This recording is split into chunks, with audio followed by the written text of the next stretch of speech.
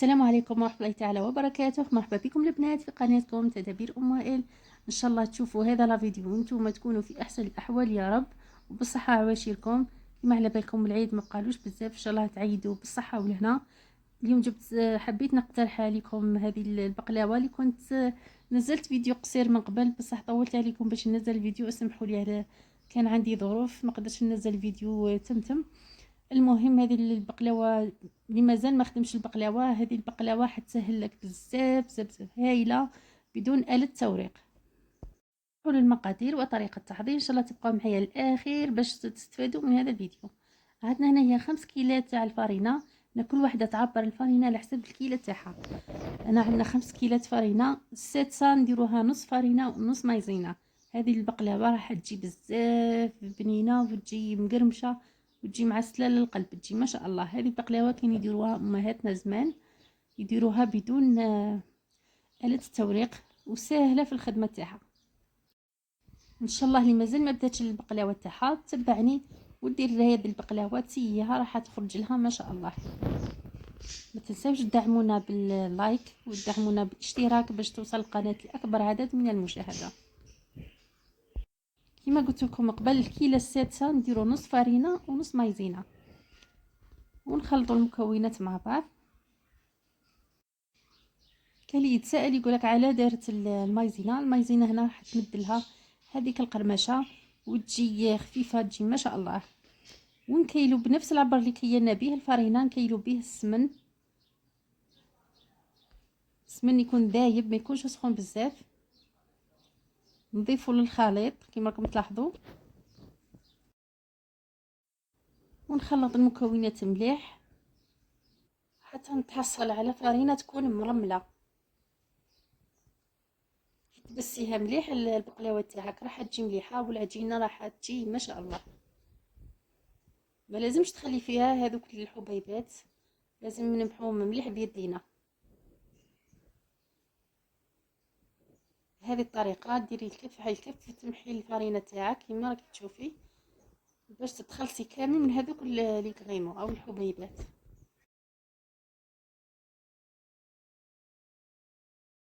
حتى تحصلي على هذا الخليط اللي يكون ناعم ويكون مرمل في نفس الوقت. هنا نفس الكيله اللي عبرنا بها الفرينه وبالسمن راح نعبروا بها النص تاع المزهر ونص الاخر نكملوا به الماء.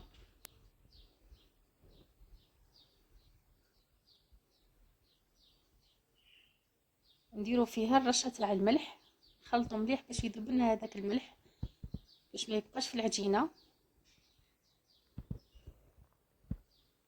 نبدا نرش في الفرينه تاعي غير بالعقل، نبدا نرش ونخلط ونشوف عيني هي ميزاني. اذا شت الفرينه تاعي مازال مخصوصه ماء نزيد لها شويه تاع المزهر حتى تلملي العجينه تاعي.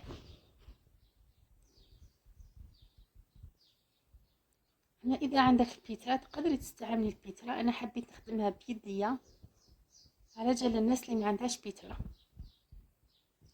اذا كان عندك بيترا، البيترا حتساعدك في الخدمه وتكون الخدمه سريعه. هنا مازلت محتاجه شويه تاع الماء، نزيد نرشها بالمزهر حتى نتحصل على القوام اللي راني حباته. نشكلها كريات ونخليها ترتاح. هنا السر في العجينه تاع البقلاوه هذه، كل ما تخليها ترتاح راح تعطيك نتيجه افضل وتساعدك في الخدمه تاعها، يعني تجي سهله وتتحلك بالخف الحلال. يعني هذه هي.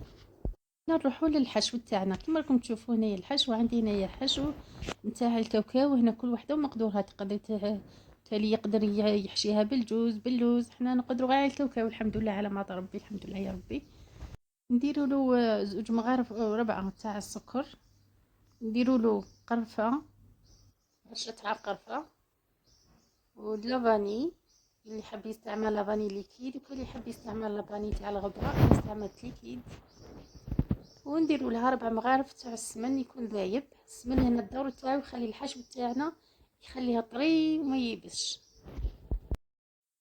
نخلط المكونات كامل مع بعض ومن بعد نبدا نرش بالمزهر حتى نتحصل. شوفوا راكي تفت لي في الطعام حتى تحصلي على امبات. هنا زدت لافاني تاع الكيد، كانت متوفره عندي، يعني الاخرى ماهيش متوفره عندي تاع الغبره، استعملت هذه. تقدروا تستعملوها. تقدري ديري عطر اللوز الحلو كما راكم تشوفوه، نفتل فيه كما نفتل الطعام بهذه الطريقه. ما لازمش تعجنيه بزاف حتى يتكور لك في يدك بهذه الطريقه. تحصلي على كره هنايا، واش ديريه هنا تغطيه وتخليه يرتاح. الوقت اللي نحتاجو راح نخدموا به. هنا كل ما قلت لكم تخلوا العجينه تاعكم تريح، راح تجيكم القوام تاعها ويساعدكم في الخدمه، تجيكم ما شاء الله. هنايا عندي السمن اللي كنت ذوبته، ضفت له ربع كاس تاع الزيت باش ندهن به الورقات تاع البقلاوه. وهنا كما راكم تشوفوا، شوفوا العجينه تاعي بعد ما ريحت جات ما شاء الله طريه، راح تعاوني في الخدمه. هنايا عندي الفارينه، كما تقدري تستعملي المايزينا، الاحسن انك تستعملي الفارينه. على بالكم باللي المايزينا راهي غاليه، حبيت نقتصد عليكم وندير لكم الفارينه. ونبداو نحلو في العجينه تاعنا بالحلال حتى تحصلي على السمك اللي يناسب السنيوه تاعك.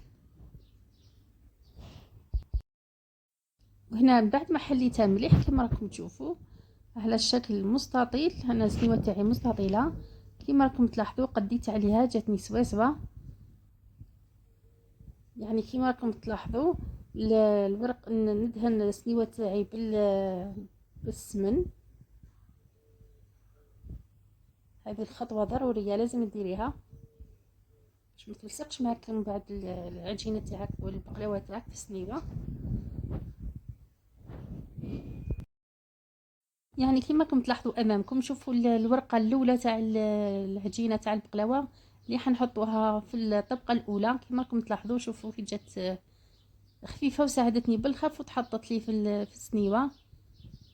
يعني والله غير العجينه هذه جات ما شاء الله. نتمنى تجربوا الفكره وتطبقوها. هنا لازم ديري هذه الخطوه، ديري العجينه تاعك في السنيوه بهذه الطريقه. يعني هذه البقلاوه صراحه ما تشدش اليد كما شفتوا. موالفين في ديك العجينات، في العجينه تاع نحلوها آلة التوريق. نبداو نحلو غير بالشرائط ويشد معنا الوقت. بصح هذه شغل ضربه واحده، ديري عجينه ضربه واحده تغطي بها الطبقه الاولى وهي رايحه حتى تكملي كامل الطبقات. هنا حبيت نحي هذو الاطراف اللي خليهم حتى من بعد كي يكمل كامل الطبقات نحيهم. انا حبيت نحيهم دوكا قبل ما يبسوا، باسكو نعاودو نحتاجوهم فيما بعد. ممكن العجينه تاعي تكون تجيني قليله، ولا هذه العجينه اللي نحيتها مع الاطراف راح نديرها في ساشي، نخليها في ساشي باش ما تيبش معايا، ممكن نحتاجها.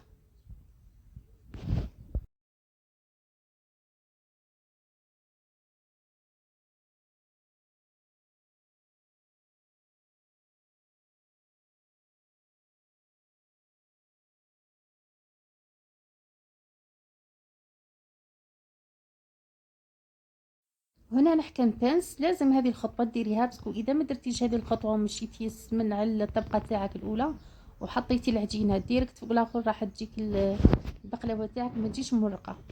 هنا للتوريق لازم نديرو هذه الخطوه، ولازم يكون السمن تاعك دائما قدامك ذايب، ما يكونش غير يسخن او يجمد عاودي تسخنيه. هنا نروحوا للطبقه الثانيه نفس الشيء كما درنا الخطوه الاولى، راح نديرو الخطوه الثانيه والثالثه وهي رايحه حتى نكملوا كامل السنيوه تاعنا. نحلها بالحلال كما حليت الاولى، ونجيب السنيوه تاعي ونزيد نحط الطبقه الثانيه من بعد ما كنت دهنتها بالسمن. نحط الطبقه الثانيه كما راكم تلاحظوا. شوفوا شحال سهله، والعجينه ساعدتني بزاف في الخدمه ما شاء الله. كانوا بكري امهاتنا ما عندهم لا آلة التوريق لا والو، كانوا يخدموها غير بهذه الطريقه، كانوا يخدموها بالحلال وما تعديش عليها، بالعكس راكي راح تتمتعي في الخدمه.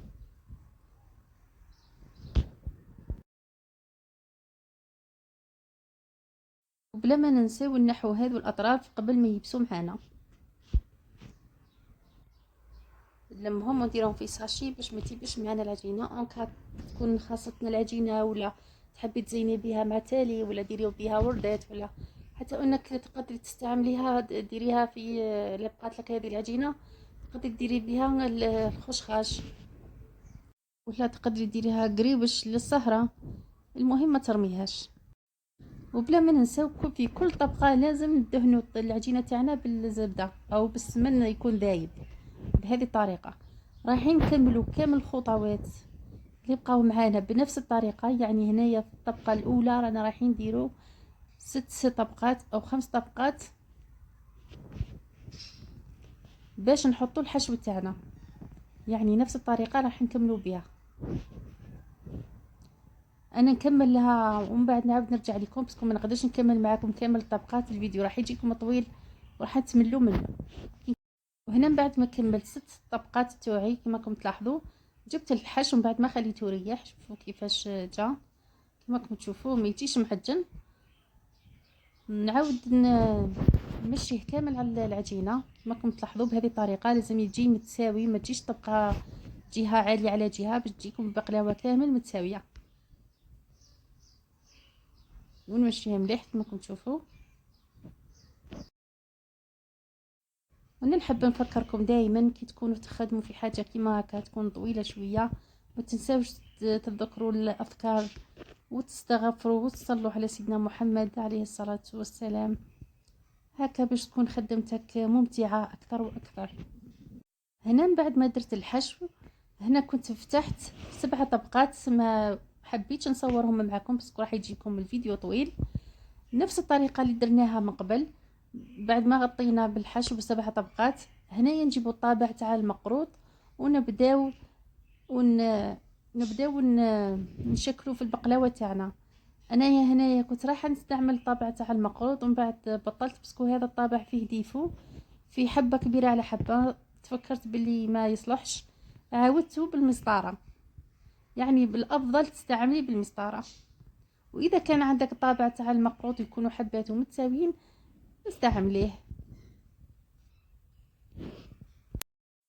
انا هنا كنت رايحه نحذف هذا المقطع تاع الفيديو من بعد قلت علاش من ما نخبي عليهم حتى حاجه. المشاهدين تاعي لازم نحكي معاهم على كلش او نوري لهم كلش. كامل الاخطاء اللي نديروها ولا اي خطا نديروه رايحين على بالي كامل توقعوا فيه. هنا من الاحسن جبت مسطره تاع بنتي غسلتها مليح ونبدا نعبر بيها. يعني جوني حبات جوني متساويين ما شاء الله. العرض تاع المسطره هذه ساعدتني بزاف. هنا كي تبداي تقطعي في البقلاوه تاعك لازم الموس يوصل حتى اسفل السنيوه تاعك باش كامل البقلاوه تاعك تتقطع مليح ويدخل الهواء. اذا ما قطعتيهاش كامل مليح ووصلتي لهاش الموس حتى الاسفل البقلاوه تاعك تجيك تكون طيب راح تطلع او تتقنفل تتنفخ وراح تخسر معاك البقلاوه. يعني لازم توصلي الموس حتى لتحت حتى للقاع تاع السنيوه كما راكم تشوفوا امامكم. يعني الحبات كامل جو متساويين جو ما شاء الله. انا حبيت نقطعها هنايا مربعات كما على بالكم ما حبيتش نكبر الحبه بزاف باسكو على بالكم بلي حنايا في العيد البقلاوه نصدقوا منها نخلو للضياف واللي تبقى لينا حنايا في الدار. يعني هادو هما عوايدنا حنايا حلوه العيد ما ناكلوهاش وحدنا. على داك الشيء حبيت الحبات يكونوا ما مكبر بزاف ما مصغر بزاف يعني موايا ملاح. وهنا حبيت نزين شريت حق 10,000 تاع اللوز باش نزين به البقلاوه تاعي. يعني راح يعطيلو نظره كما راكم تلاحظوا. يعني تزيين بسيط ما حبيتش ندير هذوك الورود حبيت نكتفي غير باللوز. الورد هذاك ولا غيشد الوقت وحنا كما على بالكم في رمضان 100 الحاجات تستنى فينا. حبيت هذا التزيين بسيط وعجبتني. وفي الاخير كما راكم تلاحظوا بعد ما كملت باللوز هنا يكون عندك السمن ذايب تعاودي تدهني الطبقه الاخيره كامل تدهنيها مليح بالسمن باش ندخلوها للفرن. بالنسبه للفرن هنايا يكون شاعل على 180 درجه من قبل، سخنته من قبل باش نقص له خليها على 120 درجه وندخل البقلاوه تاعي للفرن الطيب على نار هاديه. ما لازمش تخلي البقلاوه تاعك تطيب على نار قويه، اذا زدتي للنار راح البقلاوه تاعك تبقى خضره من الداخل ومش حطيب مليح. دائما ننصحكم ان الفرن تاعك يكون ناقص على اقصى درجه. وهنا من بعد ما طابت معايا البقلاوه، شوفوا اللون اللي تحصلت عليه، اللون الذهبي ما شاء الله، جا اللون تاعها هايل. هنا عندي العسل، كيلو تاع العسل.